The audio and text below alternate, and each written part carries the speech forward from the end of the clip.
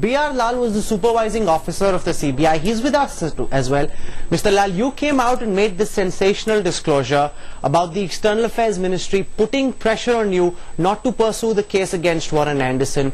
What, according to you, happened at that time? What were the reasons for this pressure being made to bear on you? No, I have not said any pressure was put. I have only said a communication was received saying that the extradition of Warren Anderson may not be pursued. That was the communication that we received. Now you can interpret it pressure, you can interpret it anything. That we received, and we replied that he was the material person, he was our chief accused person, so we cannot do that and we should be allowed to go ahead. That is what we wrote back. You said you should be allowed to go ahead. Kiran Bedi's got very strong views on this, but I have another question for you. You were the CBI's investigating officer at that time. What was your recommendation for action against Warren Anderson? What is it that you believed as the investigating officer needed to be done against this man?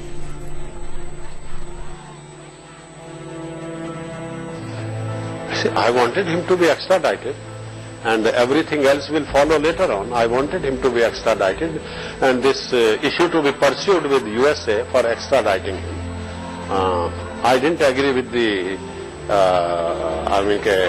missive of the External Affairs Ministry. Okay, you're saying you did not agree with it. Dr. Kiran Bedi is shaking her head vociferously. Do you agree with the then supervising officer's explanation 26 years later that the MEA put pressure on him in writing and asked him to go slow on the case against Warren Anderson? Nobody can, you are amenable to pressure if you're willing to bend. But if you're willing to stand up for rule of law and investigate correctly, nobody can hold your hand. Because in investigation you have the autonomy to investigate. Unless you're transferred, nobody can hold your hand and make you write something different.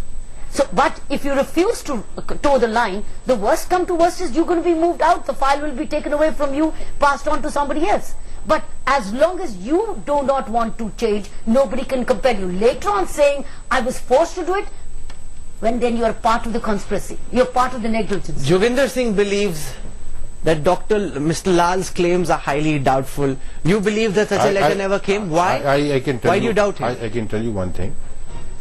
This incident happened on the 3rd December.